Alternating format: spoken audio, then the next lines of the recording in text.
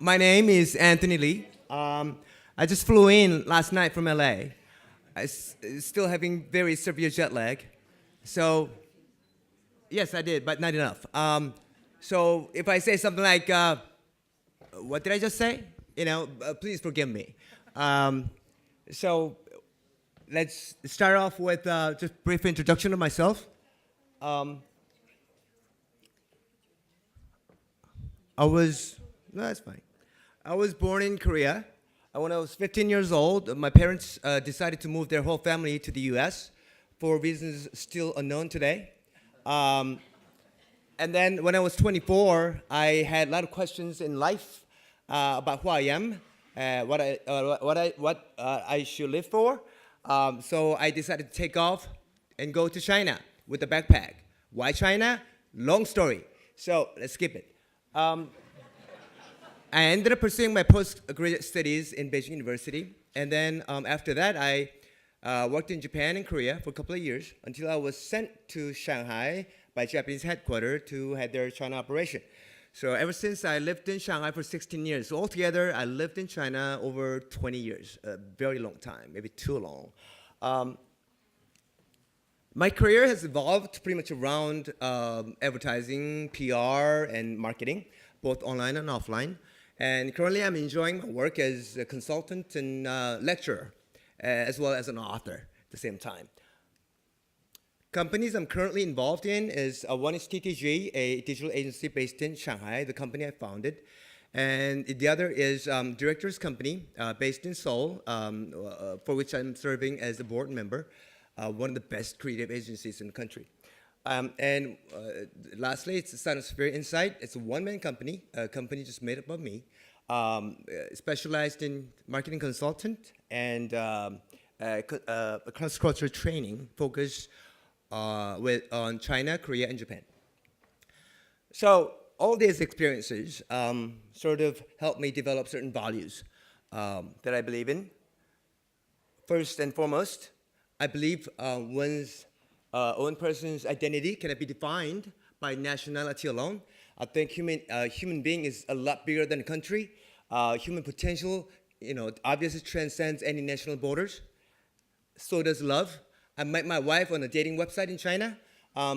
She is Chinese. She was living in the countryside. I was in Shanghai. So power of love, power of internet. Bravo. And then, obviously, yes, business knows no borders. I think this is something that we can all agree on. And that's why you're all here, right? Okay, so here you go. About Korean wave, right? So why so much fuss? Okay. We've seen HALLYU, films and Western music artists sweeping across, Asia, the whole world for almost a century now, but never really have witnessed an Asian country's pop culture enjoying, the popularity that Korean wave is enjoying at this, right? So that's I think one of the reasons that, everybody's talking about it as if it's a big deal. It's a big deal in a way, but it really isn't in terms of level of popularity if you compare it to Hollywood, right? So that kind of reminds me is that we as Westerners have been taking for granted that our influence over Asia, right? We don't go like, oh, all the Asian men are dressing in Western suit to their work. How exciting is that? All Japanese men before the dinner, they always drink beer. There's a German wave. Or go, we see Asian couples in blue jeans drinking wine. There's a French wave right there. No, we don't do that because it's been there all the time. So we don't really think about it, right? But then the trend is that a thing to keep in mind that the trend is now that the Western culture is not the only dominant influence in the world, all right? The culture is coming back the other way as well. So that's the thing that we should keep in mind. Let's talk about birth of HALLYU, how HALLYU Korean wave was born. Whenever I think about HALLYU, I think about kimchi burger. The concept of burger came from US, right? But then hamburger patty was introduced actually by Japanese. They called it hamburger steak. And the kimchi is obviously Korean food, but then it was originated from China, a long time ago. They put it together, you got HALLYU, you got Korean Wave. What I mean by that is, Korea for thousands of years, yes, in the past, have been a crucial part of Chinese culture. And Japan too absorbed Chinese culture and characters through Korea. Right? For example, three of the most popular classic novels of China, Romance of Three Kingdoms, Water Margin, The Journey to the West, still widely read in those countries for hundreds of years, and still providing source of inspiration for contemporary content like games and movies and TV series, animation, what have you. And then Japan, during the era of imperialism, Korea was under Japanese influence. Japanese rule for 35 years had huge influence on Korean culture. Even my mom's name was Japanese, okay? And then after that, Japan was defeated by U.S. with a couple of bombs, and then after which Korea takes over with its military rule. And then Korea War broke out in 1950. China later joined the war on the side of North Korea, and then after 3 years of devastation, about 2 million people died. The truce was reached between North Korea and U.S. Not North Korea and South Korea, but North Korea and U.S. And it's a truce. It's not the end of the war. They're still in the state of truce. Anyways, so, and then in the meantime, Japan served as a military base for UN and US troops, which triggered the economic growth in the following years. Okay, so during the Cold War era, obviously Koreans have this, bad feelings, animosity towards China, an ally of their number one enemy, North Korea, right? And obviously, their number two enemy would be Japan, who stripped their sovereignty for 35 years. So there were these walls, emotional, political walls. All the while, U.S. was viewed as a savior, the leader of democracy and justice. Do I sound sarcastic? Because I am. So yes, the huge U.S. influence during that time. And then, in the 90s, the cultural exchange between China, Korea, and Japan were accelerated. When I was little, when I was in Korea, most of the animated films that I watched were from Japan. I didn't know at that time. And then, since 1992, Korean companies looked to China for business opportunities. Yeah? So, we have a Chinese tradition. Koreans' TV, cartoon, game business industry is pretty much based on benchmarking Japan. And movies and music were influenced by US and other European countries. And so we have a kimchi burger, right? So the Korean wave is not really 100% created by Koreans. It's just like any culture. It's a culture mix interpreted by Koreans, okay? That's that. Okay. So let's talk about HALLYU in China, how it was all started. It started out not as so much as cultural exchange, but as a business by accident, okay? What I mean by that was, during this time, in the 90s, until the 90s, we have about over 2,000 TV stations in China, which were 100% funded by state, okay? But then, during mid-90s, state funding was cut, so which put them under pressure of making money on their own, which means advertising, which means rating, which in turn means quality content, which they didn't have at the time. So they looked outside world for the quality content, and they started out with US and Western content and Japanese content, all TV contents, right? Which were pretty good, and then they came across Korean content, which was a lot cheaper, and culture is similar. They go, yes. And as far as Koreans concerned, at that time, China was just a side business. If I can make extra money, I don't care how much, just sell it. And then, Korean TV soap opera really took off. It was not just cheap content, but money-making content for China and Korea. And then the Korean movies took off, thanks to piracy DVD market. All right. Everybody at the time had access to any movies they want, pretty much, with less than $1 per DVD, right? So that's how Korean movies got popular, okay, in the piracy. And then Korean games provided a solution to a lot of internet companies who were looking for a revenue model. So Korean MMORPG games especially dominated game market at that time. And then by this time, besides soap and TV soap opera, movies, and games, we got K-pop music, as well as TV variety shows. The one of three factors that contributed to this expansion of content is one is obviously internet. Second is copyright laws were really enforced by the government. And thirdly, advertising market just skyrocketed. Okay. So all these, entertainment culture or impact obviously had influence on the pop culture, the lifestyles of Chinese people. Cosmetics, right? Chinese used to have only two choices: expensive, high-quality European or Japanese brand, or cheap, low-quality Chinese brand. That was it. Korean cosmetics brands offered quality product at an affordable price. Okay. Some people take it further than using the same cosmetics that Korean stars use. They go for what I call facial reconstruction, okay, or what my wife called permanent makeup, something like that. Anyways, so this really took off. A lot of streaming video hosts, KOLs, have their plastic surgery done. Well, that's another story. Okay, all right. And then the fashion.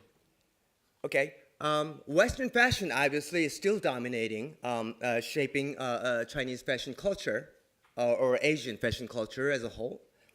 But then what Korea provided was a showcase where Asians can actually look good in Western dresses, Western, apparels. Okay.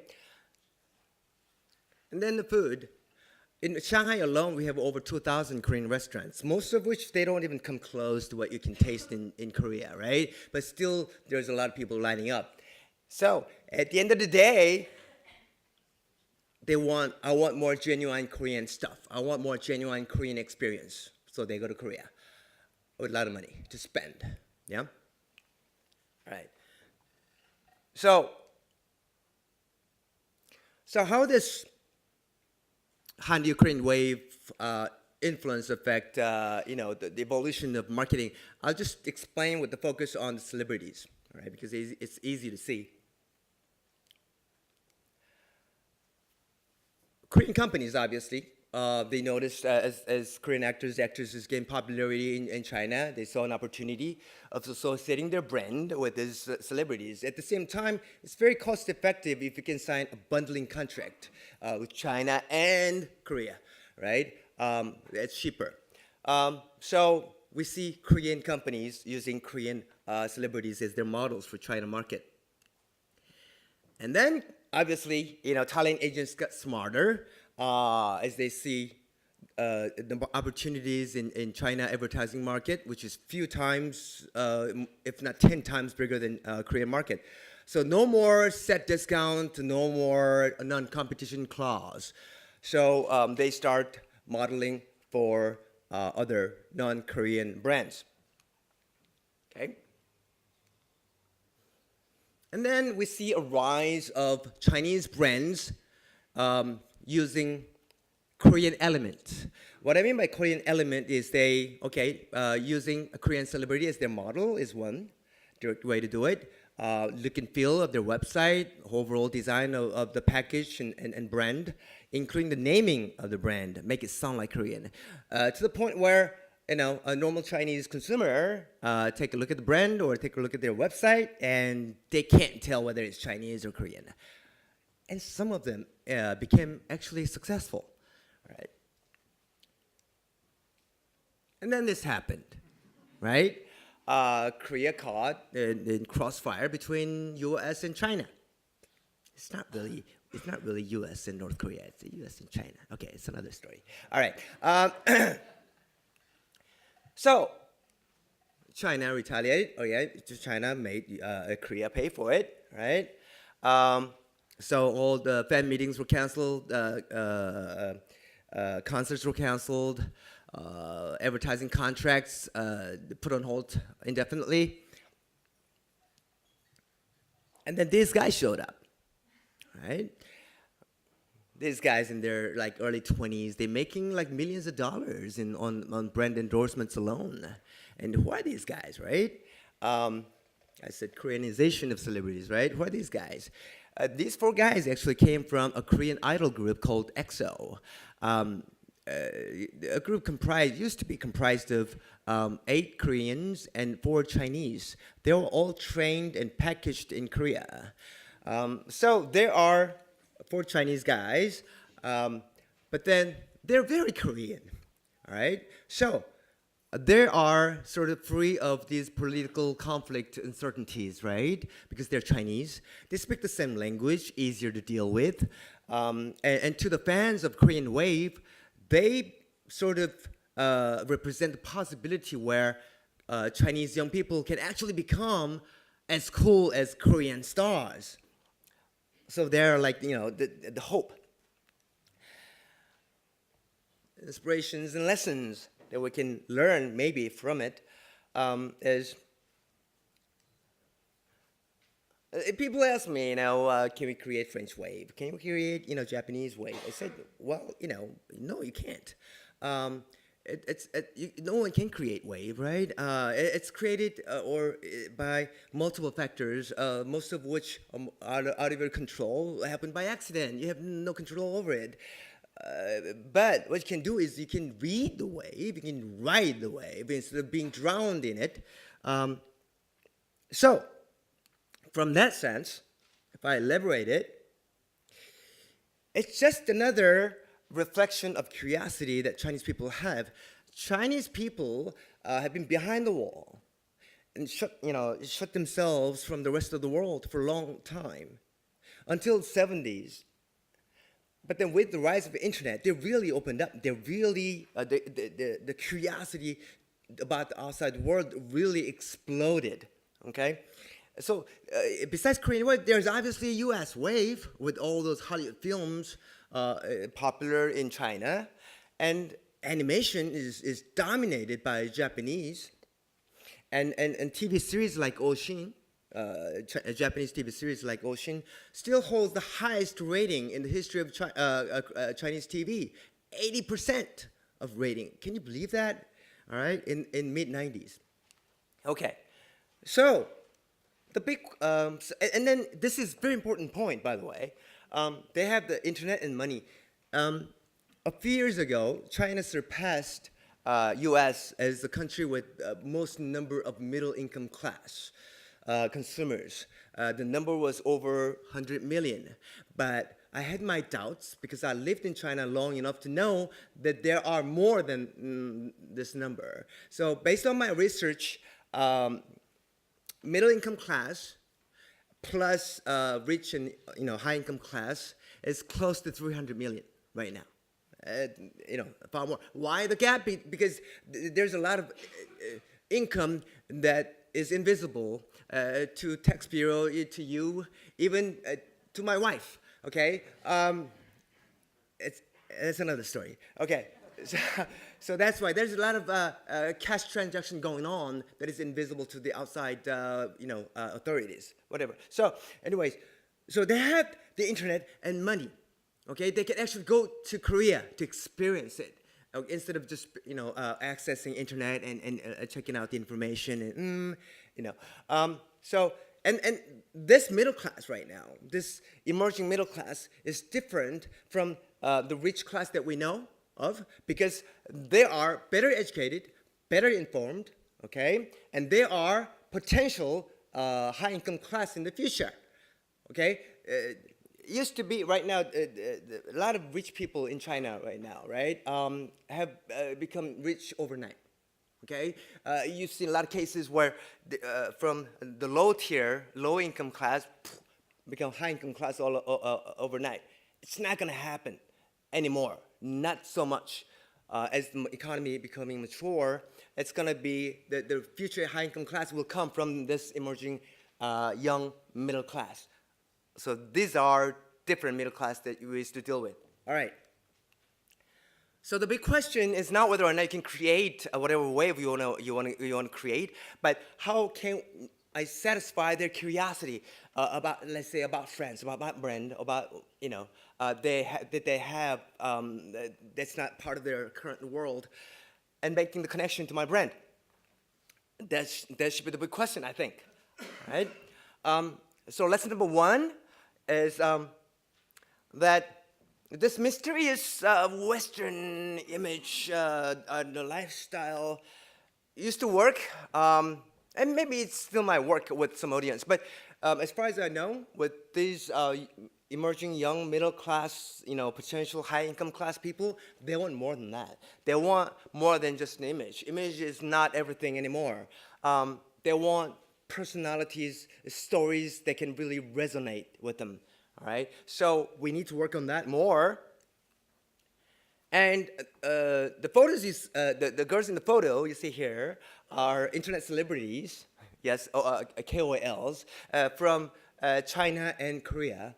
The event was sponsored by several brands, and inviting them to Korea and China, experiencing their product as well as pop culture of the both countries. Here's the thing. Right now, China and Korea are sharing pretty much the same trend at the same time. This is amazing, actually. So, if you invite these KOLs, not exactly these ones, some of them I don't really like, to friends and have them mingle with French key opinion leaders, there'll be a lot of interesting stories. There'll be a lot of stories that can to audience in Asia as a whole. This is what I've always been saying. Korean wave is not the only wave. Culture moves two-way. It goes, two traffic. It's never one-way traffic. Okay. Starting with Bruce Lee, Chinese wave had been there, but then it was under the radar, pretty much overwhelmed by Western influences. Because the movies they star in, it's all Hollywood films, right? It wasn't really, authentic Chinese, whatever. But the Chinese wave is coming. It's not with their own cultural mix, just like Korean wave, with their wealth, with their technology. I think it's going to be coming. So while tackling the market of China, trying to sell your product, I would suggest that you pay close attention to the consumer insights, the consumers of China. What influences them? What motivates them? And what kind of trends they initiate?